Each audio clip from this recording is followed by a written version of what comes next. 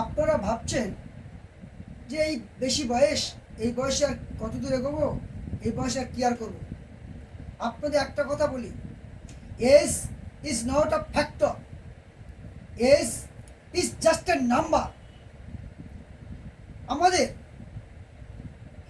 Actual life starts 40 বছর বয়স থেকে, from 40 years। Actual power of judgement, actual power of realisation, actual power of sensation, এগুলো 40 বা তার পর থেকে আমাদের শুরু হয়। যে কঠোর বাস্তব, এই বাস্তবটা পুরো জ্ঞান বুদ্ধি 40 বছর বয়স থেকেই আমাদের শুরু হয়। প্রথম 20 years, প্রথম 20 বছর আমরা স্কুলে যাই, খেলাধুলা করি, মা রান্না করে এসে খাওয়া দাওয়া করি, শুয়ে থাকি, আর আমাদের কোনো চিন্তা ভাবনা থাকে না। নেক্সট 20 years, পরের 20 বছর আমরা হায়ার স্টাডিজ নিয়ে ব্যস্ত থাকি, আমরা কোনো কিছু কাজ বা চাকরি বাকরি নিয়ে চিন্তা ভাবনা করি, কিংবা বিয়ে থা করে আমরা সেট আপ হয়ে যাই। সুতরাং 40 বছর থেকে আমাদের অ্যাকচুয়াল লাইফ স্টার্ট হচ্ছে, আর 60-65 গিয়ে আমরা রিটায়ার করছি। আস্তে আস্তে আস্তে আস্তে গিয়ে আমরা একটা সময় ফ্যামিলি থেকে আমরা রিজেকশন, সমাজ থেকে আমরা রিজেকশন হয়ে যাই। তখন আমরা সব কিছু ছেড়ে ভগবানের কাছে নিজেরা আত্মসমর্পণ করি। আমি একটা গল্প, এমন একজনের গল্প বলবো, যিনি যে সময় আমরা রিজেকশনে যাচ্ছি বা আমরা রিটায়ার করছি, সেই বয়সে গিয়ে তিনি পৃথিবীর শ্রেষ্ঠ ধনী হয়েছিলেন। সেই বয়সে গিয়ে, আমি নামটা তার আমি পরেই বলবো, গল্পটা আমি শুরু করছি, একটু মন দিয়ে আপনারা শুনবেন। 1890 সালে আমেরিকার এক গ্রামে এক শিশুর জন্ম হয়, আর তার শিশুর মাত্র 6 বছর বয়সে তার বাবা মারা যায়। বাবা ছিল একমাত্র আর্নিং হোল্ডার, মা হ্যান্ডিক্যাপ্ট। ফলে 6 বছর থেকে শিশুরা নিজেই তার জীবনযাত্রা নিয়ে শুরু করে, আর 7 বছর বয়সে যেহেতু পয়সা নেই, স্কুল থেকে আউট হয়ে যায়। আর 6 বছর বয়স থেকে তার জীবন, কঠিন জীবন তার শুরু হয়। 16 বছর বয়সে বয়স ভাঁড়িয়ে আমেরিকার সেনাবাহিনীতে যোগ দেয়। আমেরিকার সেনাবাহিনীতে 17 বছর বয়স নিয়ম, বয়স ভাঁড়িয়ে যোগ দেয়।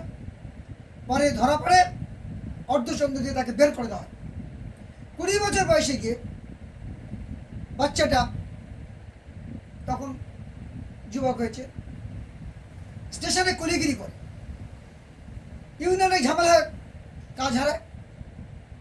30 বছর বয়সে তাদের গ্রামে একটা ছোট্ট নদী ছিল, এই নদীর এপার থেকে ওপারে খেয়া পার করতো, ডিঙি বেয়ে খেয়া পার করতো। সরকার সেখানে এক সময় একটা ব্রিজ করে দেয়, আর খেয়া পার হতো, লোক হয় না, চাকরি হয় না। অভাগা যেদিকে তাকায় সাগর শুকায় যায়। 40 বছর বয়সে গ্রামে গ্রামে তেলের লণ্ঠন বা হ্যারিকেন বাড়ি বাড়ি দেওয়া শুরু করে, ব্যবসা শুরু করে। কিন্তু আবার কয়েক বছর পরে গিয়ে সেখানে বিদ্যুৎ চলে যায়, ইলেকট্রিসিটি চলে যায়, কাজ হারায়। অভাগা যেদিকে তাকায় সাগর শুকায় যায়। জীবন কঠোর থেকে কঠোর হতে লাগলো। 20 গেল, 30 গেল, 40 বছর বয়সে সে কি করলো, সে নিজে ছোটবেলা রান্না করতো, রান্না জানতো, একটা রেস্টুরেন্ট খুললো।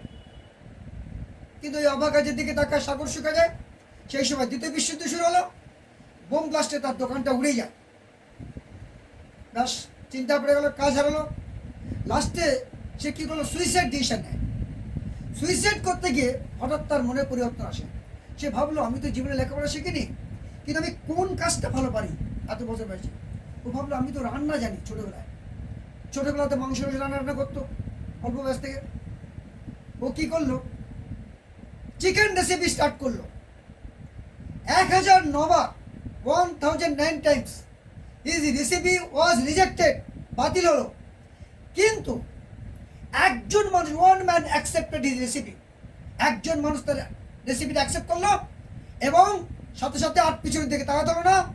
হি hit a big shot at 67, 67 বছর বয়সে গিয়ে তিনি বিগ শট করলেন এবং opened the door of success. সুতরাং একটা কথা বলবো, আজকের আপনারা জানবেন, 120টা দেশে প্রায় 20,000 তার আউটলেট আছে। এমন কোনো এয়ারপোর্ট নেই যেখানে তার এই আউটলেট নেই। কার কথা বলছি আপনারা বুঝতে পারছেন? কেএফসি না, কেএফসি নয়, কেএফসির মালিকের কথা বলছি। কলোনেল স্যান্ডার্স 67-এ গিয়ে তিনি পৃথিবীর শ্রেষ্ঠ ধনী হয়েছিলেন। তাই বলবো এস কোনো ফ্যাক্টর নয়, আপনাদের মাইন্ডটা মেনটেন।